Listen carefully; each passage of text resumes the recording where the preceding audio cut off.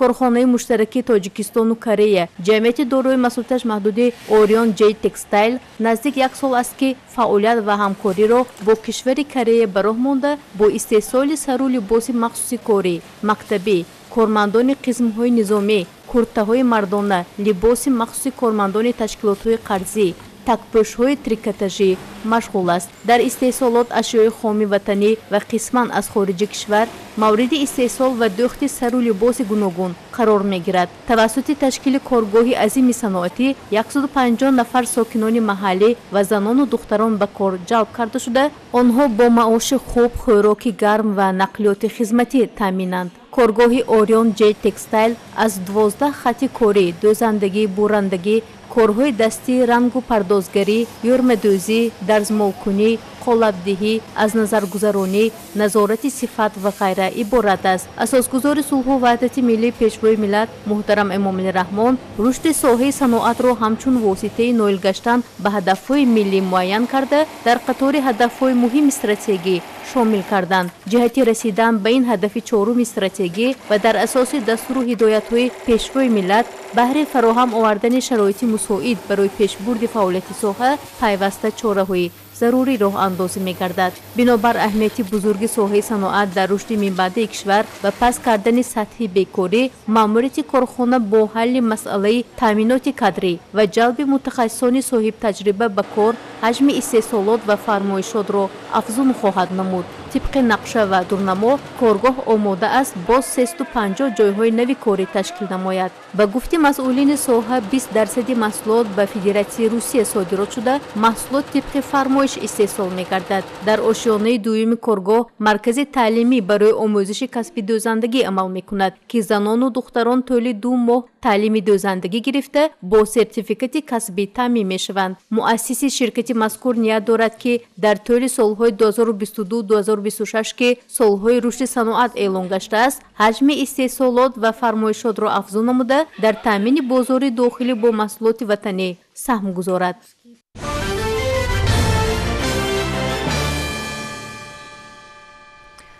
мавсими дарави алафҳои табиӣ ва дигар гиёҳҳои худрӯй барои захираи хӯроки чорво дар ноҳияи Данғараи вилояти Хатлон ҷараён дорад. Имрӯзҳо хоҷагиҳои чорвопарвари ноҳия аз фурсат самаранок истифода намуда ба дарави алафҳои табиӣ, талутепаҳо ва шафъати роҳҳои мошингарду қатори боғот машғул мебошанд. гузориши ҳамкорамон Салоҳиддин Неъматов дар ин хусус. дар ноҳияи Данғара баробари вусъати корҳои саҳроӣ аз ҷумла ғунудчини ҳосили зироатҳои баҳорӣ ва омодагӣ ба кишти такрорӣ, инчунин ҷамъоварии алафҳои худрӯи табиӣ барои хӯроки чорво ҷараён дорад. сокинони ҷамъияти деҳоти себистони ноҳия ки аксаран дар соҳаи кишоварзӣ ва чорводорӣ кору фаъолият менамоянд, азм доранд ки аз заминаи алафу гиёҳҳои рӯидаи табиӣ дар талу пуштаҳо вобаста ба имкон хӯроки чорворо барои зимистони оянда ба қадри кофӣ захира намоянд. имрӯзҳо дар баробари сафарбар намудани техникаи ёрирасон, ҳамчунин бо ҷалби нерӯҳои зиёди корӣ ва тариқи ҳашари дастаҷамъонаи сокинони ин деҳоти доманакӯ дар тамоми мавзеъҳои талу теппаҳо, ки дар он сабзиши алаф хуб аст, дараву ҷамъоварӣ идома дорад. имсол гарчанде аввали сол камбориш ки буд, аммо баъди моҳи феврал боришоти хушрӯ шид, дар мо минтақаи мо беҳад боронгарӣ хушрӯ шид, алаф ғалла ҳама чи ягон камбудӣ надора. мо гуфта метавонем ки мо 2 сола захираи ғаллаву алафа карда ҷамъ карда метавонем бигирем.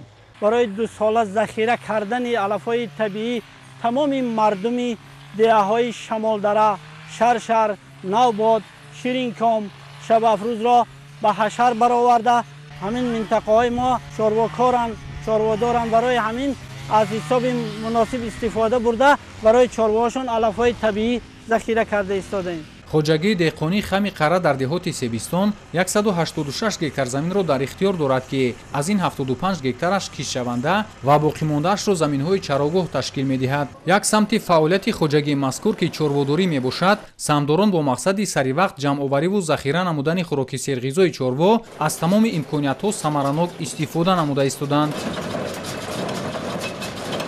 мо имрӯз тасмим гирифтем ки дар хоҷагӣ зиёда аз 30 нафар аъзои хоҷагӣ аз ҷумла хоҷаи хами қараро мо буровардем, алафҳои табииро дарав карда дусола хӯроки чорворо захира менамоем.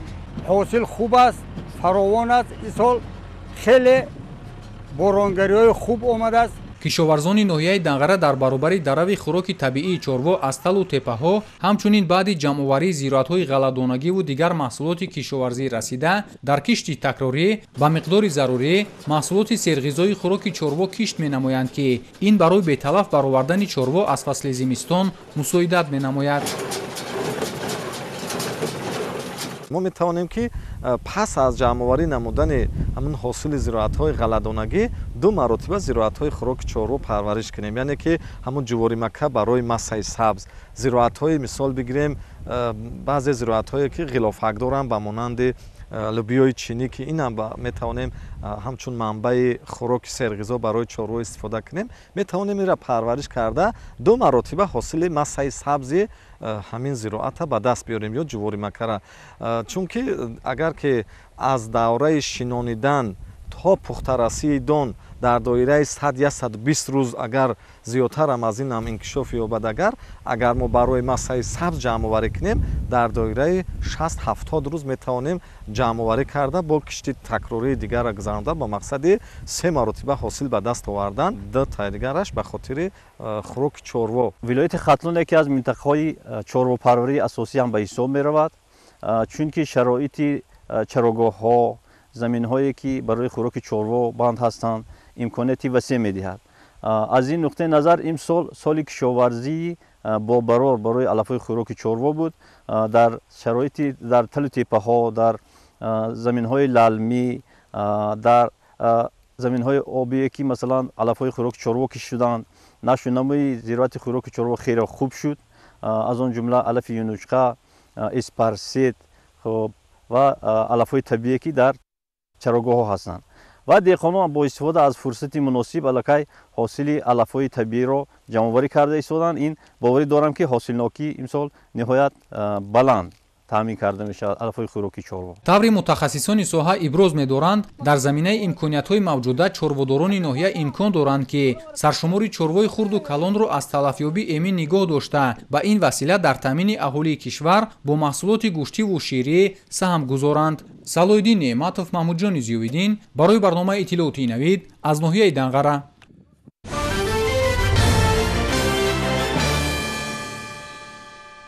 ваҳдати миллӣ дар таърихи навини давлатдории миллати тоҷик бозёфти арзишмандтарин мебошад, зеро он барои амалӣ гардидани ормонҳои халқамон ки бо қалби пур аз умед интизори сулҳу оромӣ ва дӯстиву ҳамдигарфаҳмӣ буданд заминаи воқеӣ гузошт. ба муносибати солгарди 27-уми рӯзи ваҳдати миллӣ дар ҳамаи вазорати идора ва корхонаву ташкилот ҳамоиш ҷараён доранд. ҳоло таваҷҷӯҳ кунед ба гузориши ҳамкорони мо аз рафти ҷамъоватҳои идона дар шаҳри Душанбе. ба муносибати ҷашни бошукӯҳ рӯзи ваҳдати миллӣ дар агентии назорати маводи нашоовари назди президенти ҷумҳурии Тоҷикистон 27-умин солгарди рӯзи ваҳдати миллӣ таҷлил карда шуд. баъд аз садо додани суруди миллӣ, роҳбарияти агентии чорабинии тантанавиро оғоз намуда, иброз доштанд, ки ба имзо расидани созишномаи умумии истиқрори сулҳ ва ризояти миллӣ дар Тоҷикистон бо ибтикор ва tashabbusҳои пайгиронаи асосгузори сулҳу ваҳдати миллӣ пешвои миллат президенти ҷумҳурии Тоҷикистон муҳтарам Эмомалӣ Раҳмон бешубҳа санаи таърихӣ ва тақдирсоз мебошад. ваҳдати миллӣ пояи устувори давлат, бақои миллат, рамзу асолати миллӣ, ормонҳои таърихӣ, муттаҳид шудани тоҷикон ва тоҷикистониҳо ба ҳисоб меравад.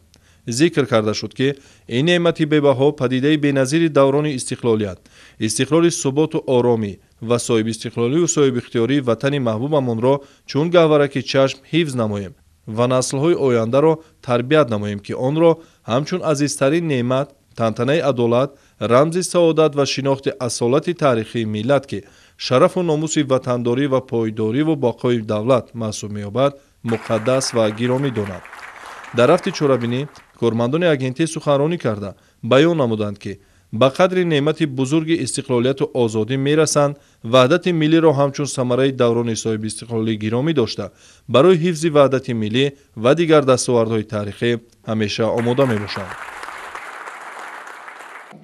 дар баробари дигар кумитау ташкилот ва вазорату идораҳои давлатӣ кормандони кумитаи забон ва истилоҳоти назди ҳукумати ҷумҳурии Тоҷикистон низ бо баргузории як чорабинии илми амалӣ аз рӯзи ваҳдати миллӣ таҷлил намуданд.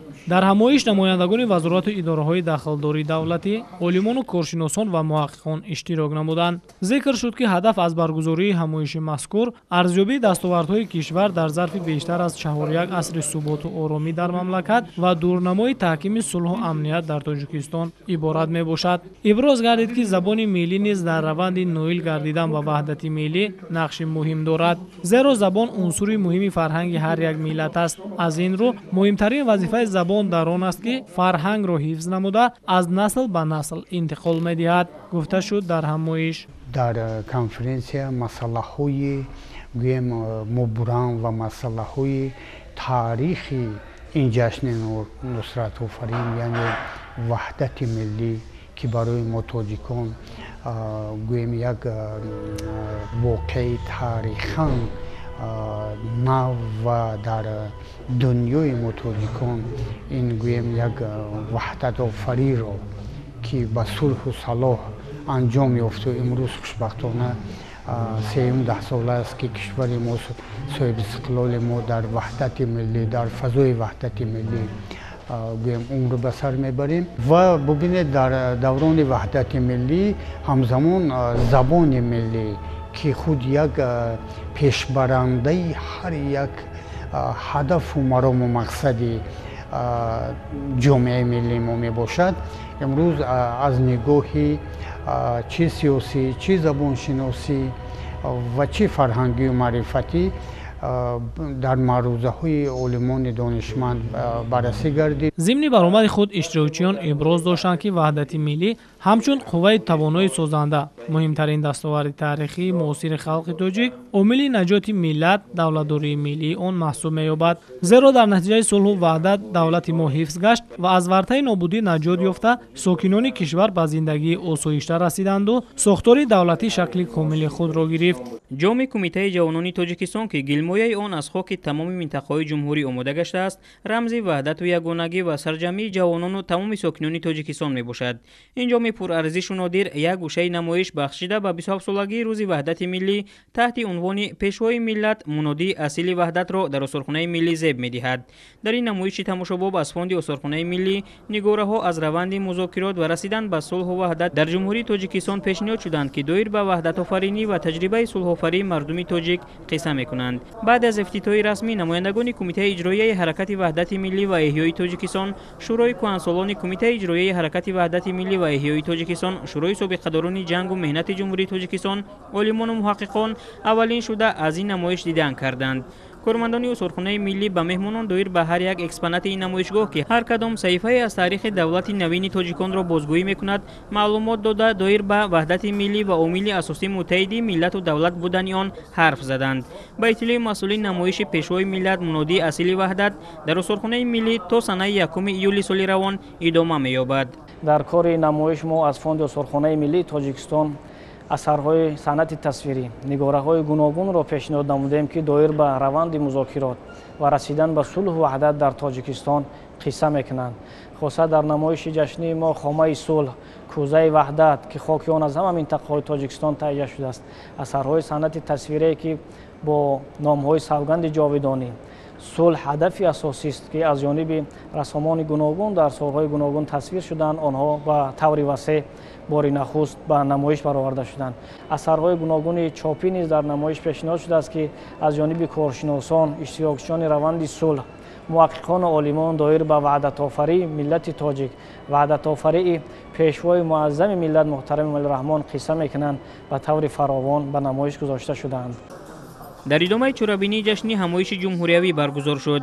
дар кори он намояндагони кумитаи иҷроияи ҳаракати ваҳдати миллӣ ва эҳёи Тоҷикистон, шӯрои кӯҳансолони кумитаи иҷроияи ҳаракати ваҳдати миллӣ ва эҳёи Тоҷикистон, шӯрои собиқадорони ҷангу меҳнати ҷумҳурии Тоҷикистон, олимону муҳаққиқон, роҳбарият ва кормандони осорхонаи миллӣ андешаҳои худро доир ба мавзӯи пешвои миллат мунодии асили ваҳдат иброз намуданд. зикр шуд ки ваҳдат омили асосии сарҷамъии миллат буда, баёнгари иқболи нек ва сарҷамъии миллати сарбаланди тоҷик дар даврони استقلالی دولتی می باشد. این نعمت به‌بها همچون پدیده نادری دوران صاحب استقلالی کشور برای سرجم نمودن ملت در حال پراکنده شوی قرار داشته تاجیک نقش بسا بزرگ را اجرا کرد. مکتب وحدت آفری پیشوای ملت تحت این عنوان در دانشگاه ملی تاجیکستان همایش جمهوریوی علمی نظریوی بخشیده بر روز وحدت ملی با اشتراک رهبریت دانشگاه، استادان و کارمندان و مهمانان برگزار شد. ضمن تهنیت حاضرین، امام علی نصرالدین زاده رکتور دانشگاه ملی تاجیکستان ذکر داشت که روند صلح تاجیکان واقعی بسا بی‌نظیر و آموزنده است که سبقهای ارزشمند آن نه تنها در داخل کشور بلکه بیرون از آن در سراسر جهان مورد قبول و آموزش قرار گرفت.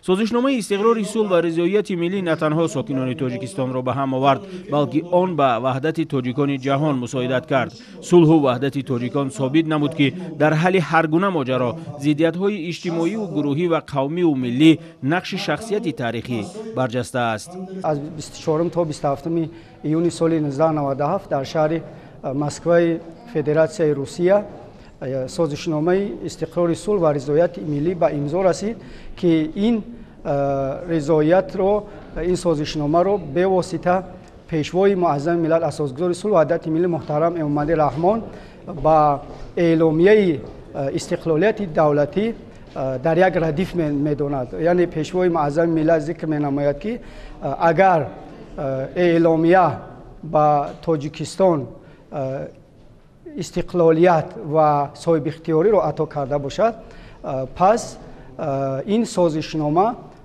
یعنی به ما همچون صلح و ثبات را تامین نموده است. در چاره‌بینی خادمان دولتی، سیاستمداران و نمایندگان دایره‌های ادبی اشتراک ورزیده پیرامون نقش اساسگذار صلح و وحدت ملی پیشوای ملت پرزیدنت جمهوری تاجیکستان محترم امام علی رحمان در به دست آوردن ثبات سرتاسری ابراز اندیشه کردند. قید گردید که وحدت ملی همچون عامل متحد سازنده تمام مردم تاجیکستان شرایط فراهم آورد که با استفاده ارزش‌های از جانب جامعه جهانی اعتراف شده در جمهوریمان ته کرسی تشکل جامعه شهروندی گذاشته شود و برای بهتر گردیدن سطح زندگی مردم، آبادی و آینده دولت صاحب استقلالمان زمینه مساعد مهیا گردد. در ادامه همایش ناطقان عاید به ماهیت و اهمیت وحدت ملی، برقرارشوی صلح و امنیت و آسایش در جمهوری، ضرورت و حفظ صلح و وحدت با زحمت‌های زیاد به دست آمده، نقش سازشنامه عمومی استقرار صلح و رضایت ملی در سرجم و به هم آوردن ملت تاجیک، تامین یکپارچگی سرزمین تاجیکان ابراز نظر کرده ذکر داشتند که محض به شرافت این ارزش والای دولتداری در تاجیکستان زمینه‌های رشد و پیشرفت فراهم آمده، جمهوری با کامیابی‌ها و دستاوردهای نظررس سیاسی و اقتصادی و فرهنگی نائل گردید. سعادت ملت در وحدت است. زیر همین عنوان بخشیده به 27 سالگی روز وحدت ملی در کتابخانه ملی نیز چورابینی جشنی برگزار گردید که در آن رهبریت کتابخانه، عالمان و دانشمندان و کارمندان اشتراک کردند. در افتتاح همایش ذکر گردید که وحدت ملی در تاریخ نوین دولتداری ملت تاجیک بازیافت ارزشمندترین می باشد، زیرا آن برای عملی گردیدن آرمان‌های خلقمان که با قلب پر از امید، انتظار صلح و آرامی و دوستی و همدیگر فهم بودند زمینه واقعی گذاشت. گفته شد که امروز از فیض و برکت استقلالیت و صاحب اختیاری و وحدت ملی مردم ما در شاهراه رشد استوار با عزم و اراده قوی به امروز و فردای وطن عزیزمان قدم میزند. سطح زندگی، معرفت و جهانبینی و خودشناسی و غرور ملی ما پیوسته تکامل یافته، نظریه و عملیه دولتداری تاجیکستان آزاد و دموکراتی در جهان معاصر اعتراف شده، مقام و منزلت شایسته خود را پیدا نموده است که باعث افتخار همه ما می باشد. اشتراکداران همایش ابراز داشتند که وحدت ملی برای ما دستاورد نهایت پر ارزش، شرط اساسی نیک و احوالی خلقمان و تهکرسی با اعتماد پیشرفت و آبادی وطن محبوبمان می باشد. از این لحاظ وظیفه هر شخص خودشناس و خودآگاه، وطن دوست و وطن پرور از آن عبارت است که وحدت ملی را چون گوهر به‌بها و دستاورد نهایت عزیز حفظ نماید و آن را در ردیف دیگر مقدسات ملی امان پاس و گرامی دارد.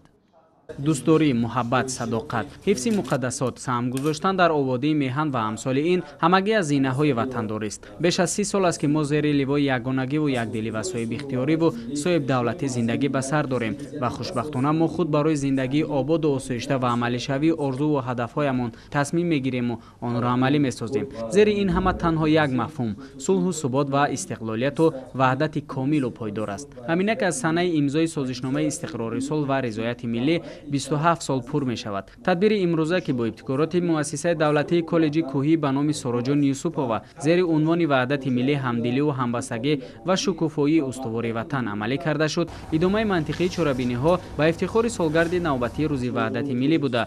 در کار آن راهبریت، سابقه‌داران مهنت، نمایندگان کمیته اجرایی حزب خلقی دموکراتیک تاجیکستان، هیئت آموزگاران و استادان این درگاه و دیگر شخصان رسمی اشتراک نمودند. تاکید گردید که امروز در کشور از سالگرد روز وحدت ملی استقبال می‌نمایند که این آرزو و آرمان‌های چندین ساله ملت تمدن‌آفر و فرهنگ دوست تاجیک بود. با تاکید حالدان‌ها در این مرحله تاریخ دولتداری، تاجیکان با سروری پیشوای خردمند و دوراندیش و قوی اراده خویش محترم امام علی رحمان سوی مظفریت‌های نو به نو گام‌های استوار گذاشته در این زمینه برای رشد تمام بخش‌ها زمینه‌های مساعد فراهم آورده شد. خصوصا برای به تحصیل فرا گرفتن دختران، تشکیل کوتاهای پرزیدنتی و دیگر چاره‌جویی‌ها مساعدت فعال کرد. حاضرین همچنین با آوردن دلیل‌ها از روزهای اول صاحب استقلالی تاکید نمودند که صلح و وحدت و آرامی سیاسی به آسانی به دست نآمده است. از این رو ضرور است که ما صاحب وطنان به قدر این ارزش عالی رسیم و برای باز هم آباد و پیشرفته‌تر گردانیدن وطن محبوبمان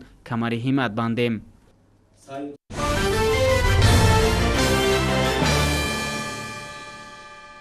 در دهه ششم ناحیه شغنان نیز چاره‌بینی ادانه باشکوه با افتخار 27مین سالگرد روز وحدت ملی دایر گردید. در آن رهبریت ولایت و دیگر مهمانان و وصفان وحدت کامل ملی اشتراک و سخنرانی نمودند. این جشن زیبا یکی از بزرگترین تنتنه‌های ملت تاجیک ارزیابی گردیده وحدت ملی سرآغاز همه پیشرفت و شکوفایی معنی داد کرده شد. در آغاز چاره‌بینی چون عنعنه نیک نمایش دستاوردهای دوران صاحب استقلالی وطن که وحدت ملی سرآغاز آن است به معرض تماشا گذاشته شد. در اینجا از کنج و کنار ناحیه شغنان هنرمندان و صاحبکاران اشتراک داشته در فضای پرنکهت وطن هنر خویش را منظور مهمانان و دیگر اشتراکداران بزم ادانه پیشکش نمودند. در صحبت قید داشتند که در تاریخ نوین ملت تاجیک در عصر نو فضای خجسته‌فعالی وحدت را محترم امام علی رحمان فرزند دیار و سرزمین تاجیکان آورد. از این رو کل تاجیکان جهان او را سرور و رهبر و پیشوا دانستند. محترم امام علی رحمان فرزند ملت تاجیک در دوران حساس ترین نجات بخش ملت گردید و به هم آورنده مردم و صلح آفرنده وطن محسوب می یابد. سال 2008 این جانب با کارکرد معینه کاردار هستم. من زیاده از 65 نفر شاگرد در همین کارکرد معینه آموزاندم. من این روز به مناسبت روز وحدت ملی همین موادهای کارکرد خود رو، تجهیزات خود رو به پیشکش تماشاگران گرداندم. در قسمت دیگری چاره‌بینی رئیس ولایت مختار کوهستان بدخشان میرزا نبات الشیر خدابرده و رئیس ناحیه شغنان با سخنان تهنیتی برآمد نموده حفظ و گرامی داشت وحدت، یگانگی، دوستی و رفاقت و همدلی را اجبار مردم تاجیک معنی داد نمودند. همزمان ابراز داشتند که ساکنان ولایت مختار کوهستان بدخشان خوب درک دارند که همه مظفریت‌ها و کامیابی‌ها، کامگاری‌ها و سربلندی‌ها از وحدت و یکدلی مردمان کشور منشأ گرفته. مردم همیشه طالب صلح و امان، وحدت و همدلی بوده. سیاست پیشگرفته پیشوای معظم ملت محترم امام علی رحمان را جانبدار میباشند. قید شد که در این مرحله پر حوادث و تحولات امروزه جهان وحدت ملی و صلح و ثبات سرتاسری مردمان کشور برای تاجیکستانیان بیش از پیش اهمیت پیدا میکند. ابراز گردید که ساکنان ولایت مختار کوهستان بدخشان با تمام هستی درک دارند که وحدت و رضایت ملی اساس همه گونه پیشرفت می باشد و با کمال احترام به این سرزمین اجدادی منفعت‌های ملت و وطن را از همه گونه منفعت‌های دیگر والا دانسته در بنیاد وطن آباد و زیبای امروزه سهم و تلاش دارند. فرجام چاره‌بینی را برنامه فرهنگی تشکیل داد.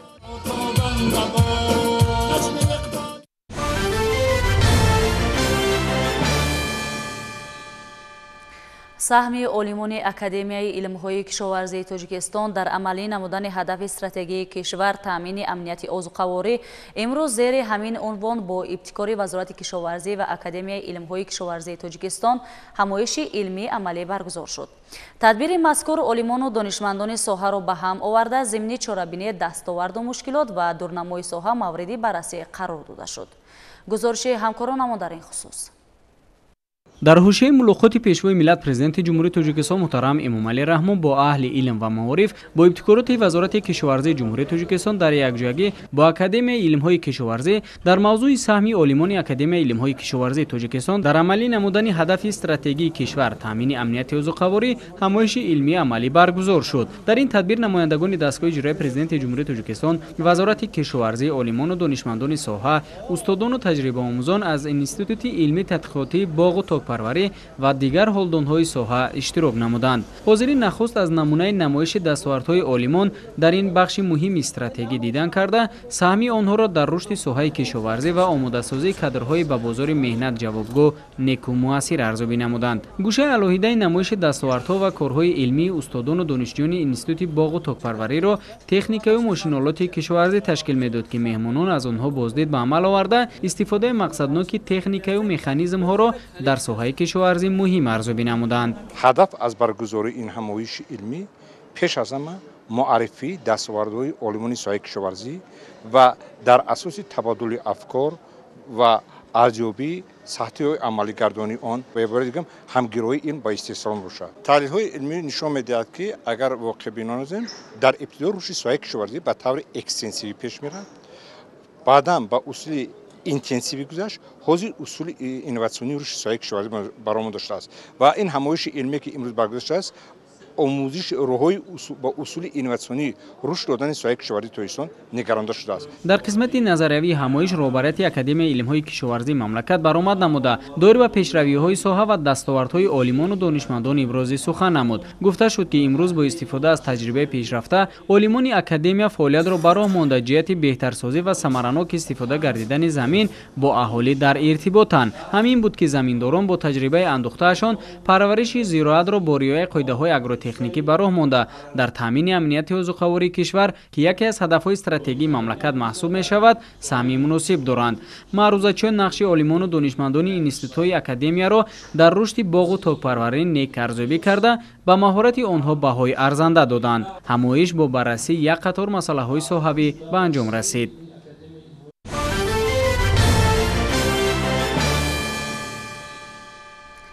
در ناحیه یاوانی ولایت ختلان فستیوال جوانان تحت عنوان سهم جوانان در تطبیق آرمان‌های ملی گذرانیده شد. ضمن برگزاری این چاره‌بینی شرکت کنندگان با چند سمت فعالیت ساحه‌های اقتصادی ملی ناحیه آشنایی پیدا کردند. گزارش در این باره. فستیوال جوانان تحت عنوان سهم جوانان در تطبیق آرمان‌های ملی در ناحیه یاوانی ولایت ختلان آغاز گردیده با شرکت سردار ریاست کار با جوانان و ورزش ولایت ختلان و دیگر جوانان فعال ولایت تا شامگاهان ادامه یافت. در فستیوال مذکور هیئت شرکت کنندگان در استفاده دهی میدان خرد پرچم که در دهه رودکی جماعت دهاتی ستاره سرخ واقع بود اشتراک نمودند و در ادامه سفر همگی از خواجگی دهقانی رقیه دیدن کردند. سمداران خواجگی دهقانی مهمانان را با خوانی پرناز و نعمت و خوراک‌های ملی خوب پذیرایی نموده مسئولین از فعالیت نظررس خواجگی گفتگو گذاشتند. به اطلاع داده شده خواجگی دهقانی رقیه در اختیار خود 20 هکتار زمین داشته. همه ساله در آن کشتی تمام محصولات کشاورزی به راه مانده می شود. همزمان با اشتراک رهبریت ناحیه در قصر فرهنگ همایش علمی ادبی برگزار گردید. قبل از آغاز همایش مهمانان از دستاوردهای نظررس نسل جوان دیدن کرده و ورزشکاران و جوانان فعال ناحیه یاوان بهای بلند دادند. در همایش ناطقان ضمن برآمدی خویش ابراز داشتند که در کشور 70% اهالی را جوانان تشکیل می‌دهد که این از نیروی بزرگ اجتماعی بودن جوانان در جامعه ما شهادت می‌دهد. گفته شد که آینده دولت و ملت ما به نسل جوان منسوب بوده. محض جوانان در بین دیگر طبقه‌های اهالی بیشتر فعال بوده امید و تکیه‌گاه دولت می‌باشند. همین است که در دوران صاحب استقلالی کشور با مقصد بلند برداشتن نقش جوانان در جامعه فعالگردانی مقام آنها در حیات اقتصادی و اجتماعی کشور давра ба давра тадбирҳои зарурӣ андешида мешавад. сипас иштирокчиёни фестивал аз қисми низомии 6593 боздид ба амал оварданд. бо ташаббуси мақомоти иҷроияи ҳокимияти давлатии ноҳия ва раёсати кор бо ҷавонон ва варзиши вилоят ба сарбозону афсарони қисми низомӣ хони идона ороста шуд. мавриди зикр аст ки соласол сафи ихтиёриён барои хизмат дар сафи қувваҳои мусаллаҳ меафзояд. зеро айни ҳол дар тамоми қисмҳои низомӣ шароити хизматию маишӣ фароҳам оварда шуда созандагӣ ва бунёдкорӣ бо маром идома дорад ва ҷавонони синни хизматӣ бояд хуб дарк намоянд ки хизмат арзи садоқат ба ватан модар пос доштани арзишҳои миллӣ ва манфиати давлату халқ мебошад. дар ноҳияи ёвон фестивали ҷавонони вилоят баргузор гардида истодааст. дар доираи ин фестивал мо аз қисми низомӣ ва хоҷагиҳои деҳқониву корхонаҳои саноатӣ боздид ба амал овардем. ҳамзамон дар ифтитоҳи парчами давлатии ҷумҳурии тоҷикистон ки бо қувва ва мусоидати ҷавонон дар заминаи дастуру супоришҳои пешвои муаззами миллат бунёд гардидааст, боздид ба амал овардем ки ин бори дигар ба хотири баландбардоштани ҳуввияти миллӣ, худшиносиву худогоҳӣ ва камолоти маънавии ҷавонон нақши ба ғоят муносиб гузошта метавонад. баъди боздид намудан аз қисми низомӣ иштирокдорони фестивали имрӯза аз фаъолияти ҷамъияти дорои масъулияти маҳдуди ширкати байналмилалии истеҳсолии ҷунсай моҳирсемент ва осорхонаи коллеҷи технологияи фарматсевтии тоҷикистон шиносоӣ пайдо намуданд. инчунин бояд қайд намуд ки соҳаи варзиш дар ноҳия низ дар баробари дигар самтҳои хоҷагӣ яке аз самтҳои аввалин дараҷа маҳсуб ёфта дар даврони соҳибистиқлолии кишвар марҳила ба марҳила то ба имрӯз рушд карда истодааст. тибқи иттилоъ дар ноҳия ду муассисаи варзишӣ фаъолият мекунад ки дар онҳо 745 нафар машқварзон аз рӯи намудҳои гуногуни варзиш машқу тамрин менамоянд ки дар 5 моҳи соли равон аллакай варзишгарони фаъол ба ноҳия 90 адад медалҳои сатҳи байналмилалӣ, ҷумҳуриявӣ ва вилоятӣ ворид карданд ки нисбати ҳамин давраи соли гузашта 12 адад зиёд мебошад. дар ноҳия 1 адад варзишгоҳи марказӣ, 202 адад майдончаи варзишӣ, 38 адад толори варзишӣ, 4 адад ҳавзи шиноварӣ ва дигар иншооти махсуси варзишӣ ҳамарӯза барои бештар ҷалб намудани аҳолӣ фаъолияти пурра намуда истодаанд. ба хотири қадр намудани заҳматҳои варзишгарони касбӣ аз ҷониби раёсати корбоҷавонон ва варзиши вилоят сипоснома ва тӯҳфаҳои хотиравӣ тақдим карда шуд. қисмати дигари фестивал бо баргузории шоми ваҳдат дар ҷамоати деҳоти Ситораи Сурх ҳусни анҷом ёфт.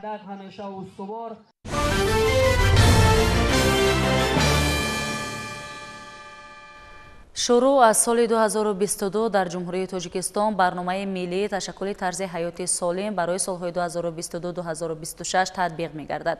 зеро ташаккули тарзи ҳаёти солим самти асосии сиёсати иҷтимоии давлат ба ҳисоб меравад. оид ба амалисозии бандҳои барномаи миллии ташаккули тарзи ҳаёти солим дар ҷумҳурии тоҷикистон барои солҳои 2022-2026 дар шаҳри Душанбе ҷаласаи шӯрои ҳамоҳангсози мақомоти салоҳиятдор баргузор гардид.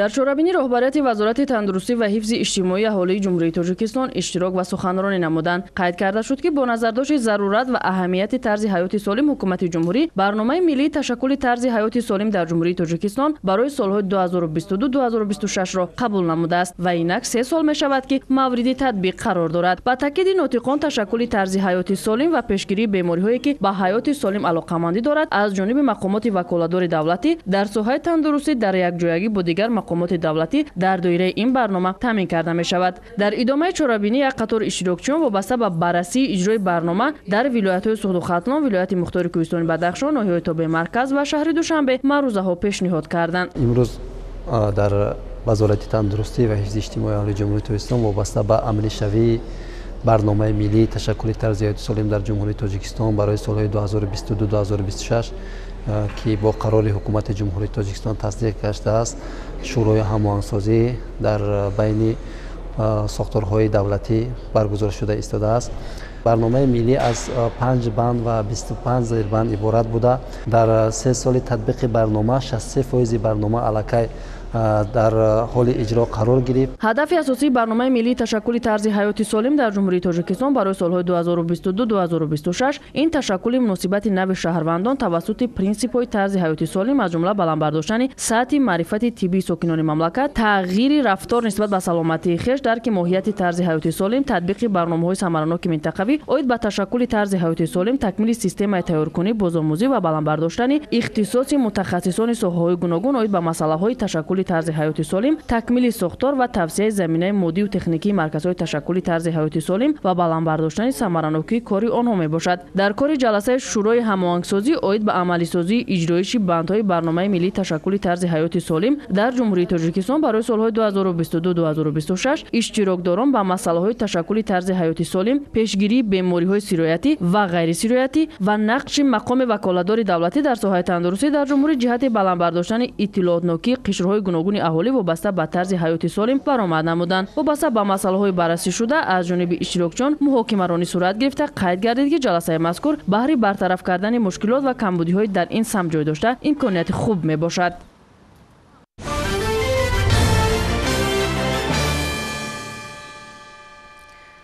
дар сиёсати ҳукумати тоҷикистон маориф самти афзалиятнок арзёбӣ гардида, сармояи бузурги давлатӣ ба ин соҳа равона гардидааст.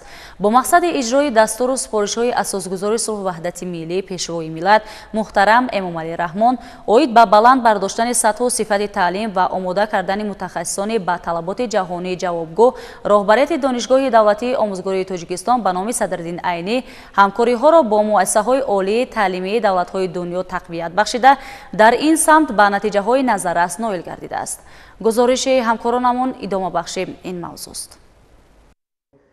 донишгоҳи давлатии омӯзгории тоҷикистон ба номи Садриддин Айнӣ дар асоси дастуру ҳидоятҳои асосгузори сулҳу ваҳдати миллӣ пешвои миллат, президенти ҷумҳурии Тоҷикистон муҳтарам Эмомалӣ Раҳмон ҷиҳати омӯзиши таҷрибаи пешқадами давлатҳои пешрафтаи ҷаҳон ҳамкориҳои судмандро бо як қатор донишкадаи донишгоҳҳои хориҷӣ роҳандозӣ намуда, дар ин самт ба дастовардҳои назаррас ноил гардид.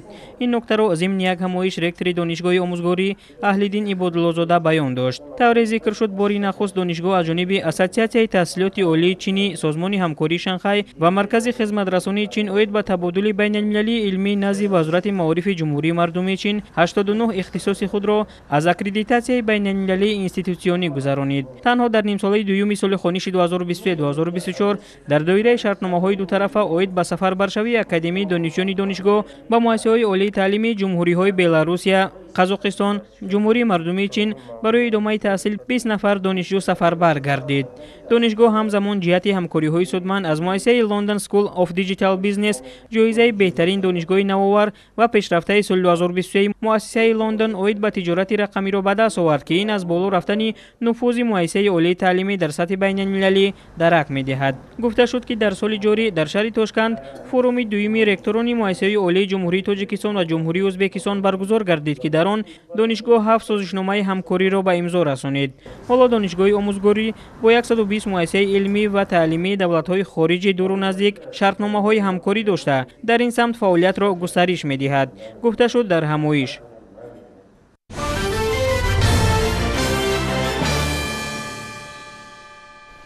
бо мақсади муаррифии табиати зебои диёр, ҷалби сайёҳони дохилию хориҷӣ ва рушди соҳаи сайёҳӣ дар шаҳру ноҳияҳои кишвар, алалхусус дар ноҳияи Ховалинг тадбирҳои амалӣ рӯи даст гирифта шудааст. мавзеи шугнов, ки кӯҳҳои сарбафалак кашида, чашмаҳои софу зулол ва гиёҳҳои шифобахшу ҳайвоноти нодир дорад, барои рушди сайёҳӣ хеле ҷолиб мебошад. ҳамкоронамон аз ин мавзеи зебоманзари диёр гузориш омода карданд. ҷумъахон қосимов зодаи деҳаи сиафарки ҷамоати деҳоти шугновии ноҳияи Ховалинг мебошад ва бо дастгирӣ аз иқдомҳои созандаи раҳбарияти олии кишвар пайваста баҳри ободонии як гӯшаи диёр даст ба кор аст. ин соҳибкори ватанӣ давоми 8 соли охир як қатор иншооти ниёзи мардумро сохта ба истифода додааст. дар баробари дигар соҳибкорони маҳаллӣ Қосимов ҷумъахон яке аз соҳибкорони муваффақи ҷамоат мебошад, ки бисёри иншоотҳои ҷашниро сохта ба истифода дод. ҷумъахон Қосимов дар ин давра дар ҷамоати деҳот аз он ҷумла муассисаҳои таълимӣ, симхонаҳои иловагӣ, хобгоҳҳои омӯзгорон, беморхонаҳо, бунбои тиббӣ, майдончаҳои варзишӣ, комплексҳои варзишӣ, толораи варзишӣ ҳамон барои истифода барои мардум сохта ба истифода доданд. Дар ҷамоати деҳот шӯъбача вазорати корҳои дохилӣ сохта ба истифода дод. Дидбонгоҳи оташнишонӣ, кӯпрӯку пулҳо сохта ба истифода дода шуд. айни замон ҷумахон қосимов барои рушди сайёҳӣ ва ҷалби бештари сайёҳони дохилию хориҷӣ ба мавзеи шугнови ноҳияи Ховалинг корҳои назаррасеро анҷом дода истодааст. Дар роҳи шугно Ховалинг як истироҳатгоҳ бунёд намудааст ки ғалакаи шаҳрвандон ва меҳмонон аз он истифода мебаранд. Дар ин истироҳатгоҳ шабонарӯзӣ беш аз 100 нафар меҳмонон имкони истироҳат ва аз табиати зебо баҳра гирифтанро доранд. Дар даромадгоҳи ҷамоат бошад сохтмони дарвоза ҷараён дорад, ки дар ҷашни истиқлолияти давлатии ҷумҳурии Тоҷикистон ба истифода дода мешавад. Мавзеи дигари зебои дилрабо дар байни мардум бо номи Девдара машҳур аст. Дар ин мавзеъ беш аз 100 намуд гиёҳҳои шифобахш мерӯянд ва чашмаҳои софу зулол дорад. соҳибкор дар он тамоми шароитҳоро барои сайёҳон муҳайё гардонидааст. барои ҳифзу нигаҳдошт ва афзоиш додани саршумори ҳайвоноти ваҳшӣ ва паррандагони нодир ба ташкили парваришгоҳ шурӯъ намудааст. яке ай мавзеъҳои зебоманзари ҷамоати деҳоти Шугнов ҳамиҷае ки мо ҳамҷоро бо мақсади рушди сайёҳӣ ки роҳбари давлат доимо таъкид мекунад барои сайёҳон, мо ҳамҷоро мақсад гирифтем ки як парваришгоҳ кунем. ҳозир як 50 гектари ҳамира бо симтур бастаистем, як парваришгоҳ карданем ки ҳайвонҳои нодир рӯй мекунем, аз ҷумла бузи бармашох, бузи кӯҳӣ, муфлон, тамоми намуди ҳамин ҳайвонҳоро мо ҳамҷо мақсад дорем ки парвариш кунем, ҳамҷоро обод кунем. ина бо мақсади сайёҳоро қабул кардан мо ини хеле хоначаҳо сохтаистем. ина якта дутаиҷа сохтем, бо болода сохтанем, як чанд таидгар. дар ин мавзеъ набототу ҳайвоноти гуногун ба сар мебаранд. дарахтони арчаи бузургсол, себу олу ва чормағзу бодом барои зисти ҳайвоноту паррандагон шароити мусоид фароҳам овардаанд. соҳибкор барои ободтар намудани ин мавзеъ нақшаҳои худро дорад. инҷа ина як чашмаи шифобахш ина инҷа дора. гиёҳо чанд намуд гиёҳи шифобахшай дар инҷа мерӯянд. испандай, субинак, ҷамбилак мегӯянд, чанд намуди гиёҳо аст инҷа мерӯянд. поёни ида боғ карданем, якта боғи дига карданем, бо чандин дарахтои сӯяфканига шинонданем инҷа. бо кӯшиш мекунем ки таваҷҷӯҳи инҷаро ободу зебо кунем ки таваҷҷӯҳи мардум ба ҳаминҷа бисёртар шавад. ба иттилои кормандони мақомоти иҷроии ҳокимияти давлатии ноҳияи Ховалинг, дар ояндаи наздик мунфаршкунии роҳи Ховалинг-Шугнов ба нақша гирифта шудааст, ки равоҳои сокинон ва сайёҳонро осонтар мегардонад ва мавзеъҳои обод гардонидаи Ҷумахон Қосимову дигар соҳибкорон муаррифгари табиати зебои диёр ва татбиқгари нақшаи рушди сайёҳӣ хоҳанд шуд. ширинҷон Сафарзода, Сайфиддин Исмоилов аз ноҳияи Ховалинг барои барномаи Навид.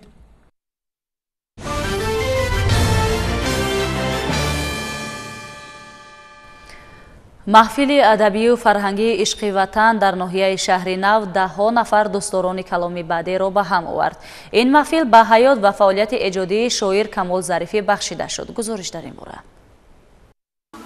дар муассисаи давлатии осоишгоҳи ҷумҳуриявии кӯдаконаи Қаратоғ маҳфили адабию фарҳангии ишқи ватан бо иштироки шоири хушбаён Камол Зарифӣ баргузор гардид. маҳфили адабӣ ба рӯнамои китобҳои тозанашри адиб сокини ҳамин деҳа Камол Зарифӣ бо номҳои ишқи ватан, дарди дил, фарзанди замон ва саргузашти чӯпонбача бахшида шуд. дар маҳфили адабию фарҳангии ишқи ватан намояндаи мақомоти иҷроияи ҳокимияти давлатии ноҳияи шаҳри Нав, шоирону адибони ноҳия ва овозхонҳои минтақаи Ҳисор иштирок ва суханронӣ намуданд. маҷмӯаҳои шоир тараннумгари зебогиҳои ватан, муқаддас будани сарзамин ва васфи худшиносиву худогоҳӣ буда ба хонанда ғизои маънавӣ мебахшад. нотиқон оид ба паҳлӯҳои фаъолияти омӯзгорӣ ва эҷодии шоири шинохта Камол Зарифӣ суханронӣ намуда, саҳми ӯро дар тарбияи ахлоқӣ ва маънавии сокинон бориз арзёбӣ намуданд. имрӯз боиси хурсандӣ аст ки чунин шоирони бузург, шоирони дарёдил ба муассисаи мо меҳмон шуданд ва аз он шод ҳастем ки кӯдакони мо бо вохӯрӣ аз ин шахсони бузург ғизои маънавӣ гирифтанд ва умедворем ки дар оянда аз муассисаи мо низ шоирону шахсони обрӯманд мешаванд ва боиси سربلندی وطن عزیزمون تاجیکستان میگردند. дар чорабинии хонандагон ва сарояндагон аз эҷодиёти шоир Камол Зарифӣ сурудҳои ватандӯстона қироат намуданд. дар фаровард ҳунармандони бахши фарҳанги ноҳияи шаҳри нав бо суруду таронаҳои дилнишин хотири иштирокчиёни маҳфилро болида гардониданд.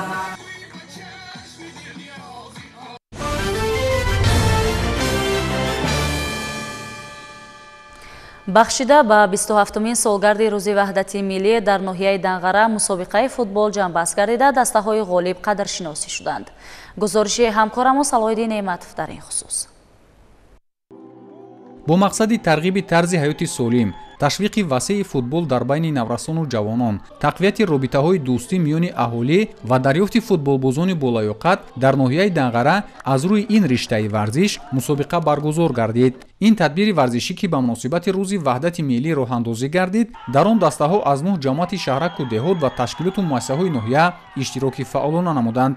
бозии футбол яке аз оммавитарин варзиш дар дунё ба ҳисоб рафта, дар ҷумҳури мо низ бо таваҷҷӯҳу ғамхориҳои ҳукумати ҷумҳурии Тоҷикистон, махсусан пешвои миллат муҳтарам Эмомалӣ Раҳмон ва раиси шаҳри Душанбе, президенти Федератсияи футболи кишвар муҳтарам Рустами Эмомалӣ сол ба сол рушд меёбад.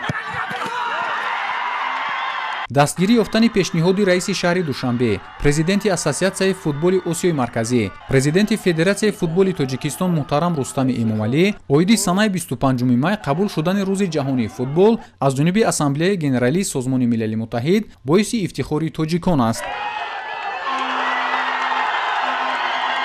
дар мусобиқаи мазкур 18 даста барои ба даст овардани ҷоми раиси ноҳия байни ҳам рақобат намуданд. дар даври нимниҳоии мусобиқа бошад 4 дастаи беҳтарин роҳ ёфтанд ки нахуст барои ишғоли мақоми сеюм дастаи дуюми ҷамоати деҳоти Исматшариф бар ҳарифи худ дастболо гардид. даври ниҳоии мусобиқа бошад бо иштироки дастаи ҷамоати деҳоти Корез ва дастаи якуми деҳоти Исматшариф баргузор шуд. ҳар ду даста дар ин мусобиқа то расидан ба даври ниҳоӣ ҳамаи ҳарифонро ба бохт дучор намуда, ниҳоят дар даври финалӣ бо ҳам нерӯсанҷӣ карданд ки вақти асосии бозӣ мусовӣ 1-1 ба анҷом расид. дар қисмати вақти иловагӣ низ дастаҳо натавонистанд ки ғолибро муайян кунанд ва ниҳоят барои муайян намудани дастаи ғолиб дастаҳо ба задани силсилазарбаҳои пеналтӣ пардохтанд. дар ин қисмати бозӣ дастаи якуми деҳоти Исматшариф нисбат ба дастаи деҳоти Корез маҳорату малакаи баланди варзишӣ нишон дода тавонистанд ки пирӯзиро ба даст оваранд. мо нақша дорем ки минбаъд низ тамоми чорабиниҳоро дар соҳаи варзиш зиёд намуда ва дар тамоми ҷамоатҳои ноҳия мусобиқаҳоро анҷом диҳем ва аз байни онҳо якачӣ намуда ба дастаи футболбозони сомони ноҳияи Данғара яъне ки аъзо намоем. ҳамин тариқ ҷойи сеюми мусобиқа насиби дастаи дуюми футболбозони деҳоти Исматшариф ва ҷойи дуюмро футболбозони ҷамоати деҳоти Корез ишғол намуда бо ифтихорномаву тӯҳфа ва медалҳо сарфароз гардиданд. мақоми аввал ва ҷоми мусобиқа бахшида ба рӯзи ваҳдати миллӣ насиби дастаи якуми футболбозони ҷамоати деҳоти Исматшарифи ноҳияи Данғара гардид. Салоҳиддин Неъматов, Маҳмудҷони Зиёиддин барои барномаи иттилоотии Навид аз ноҳияи Данғара.